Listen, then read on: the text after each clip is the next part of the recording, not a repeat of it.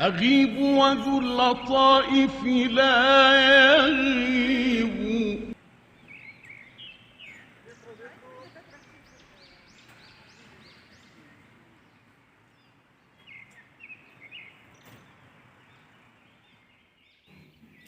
يا صباح الفل على احلى مشاهدينا. النهارده طبعا قلت ان انا اصحى بدري، طبعا انا صاحي بدري وكان يوم سبت. فقلت ان انا اعمل زي كده اكله خفيفه، تنفع فطار، تنفع غدا، عشاء، يعني الاكلات السريعه. يعني لو انتي طبعا بيجيلنا ايام ما بنقدرش ان احنا نعمل اكل، فبنبقى عايزين نعمل حاجات سريعة، وخصوصا لو انت عندك مشوار او اليوم مش في بيتك، فبتبقى عايزة تعملي أكلة سريعة تسد الجوع يعني. فدي كانت أكلة أنا جايبة هنا عيش لبناني، هتلاقوه في سوبر ماركت. ممكن برضو تعملوها بعيش بلد، بتبقى جميلة جدا، تحط حتة زبدة. الأكلة دي شفتها مع التلاميذ عندي في الفصل، بصراحة عجبتني الأكلة دي. مامتهم ربنا يخليهم لهم عاملين يعني زي ايه ميكس جبن، ممكن تعملوا ميكس جبن اللي انتوا بتحبوه عليه لانشون، وتحمروا بقى العيش زي ما انتوا هتشوفوه دلوقتي، وتلفوه بقى. يا سلام بقى جنب كوباية شاي تسد بقى.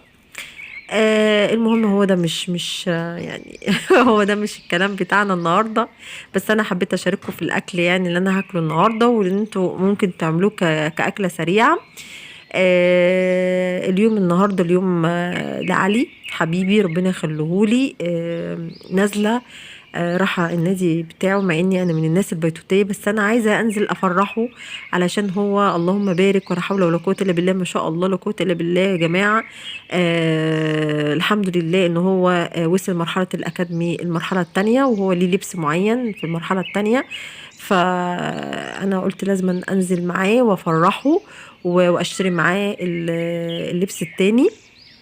ربنا يجعله خير عليه، واحنا طبعا داخلين على السنه الجديده، ربنا يجعله سنه حلوه عليه يا رب. بمناسبة بقى كأس العالم، عايزة أقول لكم على خبر يعني هو فرحني جدا ومديني أمل كده وتفاؤل للحياة، برغم إن أنا قابلت صعوبات في حياتي عشان توصل لحاجة. بتتعب بمعنى الكلمة، بتفحر في الصخر. وكمان مش أنت بتفحر في الصخر، ده أنت بيقابلك ناس بتقعد تحاربك، بتقعد تكسر في مقاديفك، بتقعد ترجعك لورا. بس الحمد لله الموضوع ده مديني حماس. أنا متحمسة جدا وموضوع بجد، لأني علي اللهم بارك ولا حول ولا قوة إلا بالله يا جماعة، ما شاء الله لا قوة إلا بالله. عشان ما بيحسد المال إلا أصحابه، علي دخل المرحلة التانية في الأكاديمي في كرة القدم.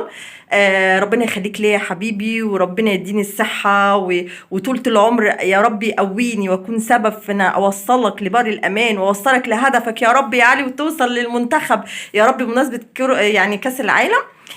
عايزه اقول حاجه كمان، كلمه للناس اللي كانت بتحاربني، والناس اللي كانت فاكره ان انا وقعت. لا، انا الحمد لله انا برج الاسد وقد التحدي. مهما تحاربوني، بل بالعكس انتوا بتدوني دفعه الامام، ان انا بعرف ان انت بني ادم فاشل ومش عارف توصل اللي انا فيه، فبتحاربني، فدي حاجه طبيعيه. انا بزعل علشان انا كنت واثقه في ناس زي دي، كنت فاكراهم ناس طيبه دخلتهم بيتي. بس انا مش ندمانه، مش ندمانه ان اكون طيب. الطيب ما بيطلعش منه الا الطيب، والخبيث ما بيطلعش منه الا الخبيث. خليك طيب، خليك مع ربنا، لان ربنا سبحانه وتعالى طيب يحب الطيبين، والرسل كانوا طيبين. فاعمل اللي عليك واتقي الله، حتى الخبيث اللي هو بيعاملك بوشين، واللي كنت فاكره الحمد لله ان الواحد بيكون فيه حاجه لله، ان ربنا بيظهر له حقيقه الناس اللي كان فاكرها ناس كويسه وسند لينا. ربنا سبحانه وتعالى ظهرها لنا، ان احنا كنا فاكرين ان هم بيتمنوا لنا الخير وبيتمنوا لنا النجاح. ربنا كشفهم لينا. واعرف صاحبك وعلم عليه وامشي في طريقك وخليك طيب وما تندمش، عشان لما تكون طيب ربنا هيديك على قد نيتك، وهيديك على قد تعبك وعلى قد نجاحك. واجتهدوا يا جماعة، وبصوا في حياتكم وبصوا في نجاحكم، ما تركزوش في حياة غيركم، عشان الفاشل هو اللي بيبص في حياة غيره. ويلا بينا بقى عشان ما نتأخرش على علي.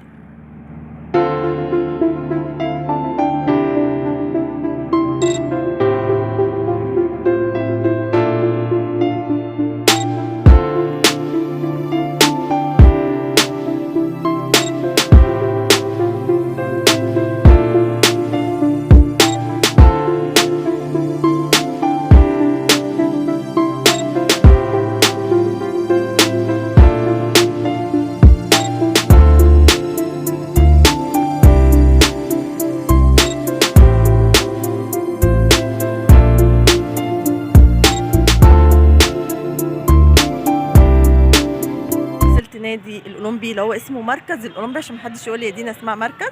تمام. مستنيه علي لما يخلص التمرين بتاعه. تمام. هقول لكم بقى النهارده يوم ايه علشان نسجل يا تاريخ. النهارده 10 ديسمبر 2022 في اواخر السنه 22. ربنا كده داخلين على سنه جديده 2023. كل سنه وانتم طيبين. ربنا يجعل اللي جاي احسن على الكل، كله يبقى مبسوط، نحقق كلنا امانينا، يحقق امانيك يا علي ويحقق امانيك يا محمد، ويحقق كل اماني المسلمين يا رب، وكل العالم ناس دايما كده نكون في خير ومحبه وسلام، ما يكونش في حاجات وحشه. فيلا بقى عشان كده ايه، استنى بقى علي يخلص بس. علي الحمد لله على السلامه، خلصتي يا علي؟ يلا بقى علشان ندخل في المرحله الثانيه. احنا دلوقتي في 2022. الطقم ده بتاع 2000 وايه 2022 يا عم. احنا هنجيب الطقم التاني بتاع 2000 ايه 23. كل سنه وانت طيب، وان شاء الله يبقى خير عليك. ويلا بينا بقى نبدا على بركه الله. علي مبروك يا علي على الطقم الجديد. يلا بقى وداعا للطقم القديم ونبدا، يلا على بركه الله. هي الف مبروك يا علي، عقبال لبس المنتخب.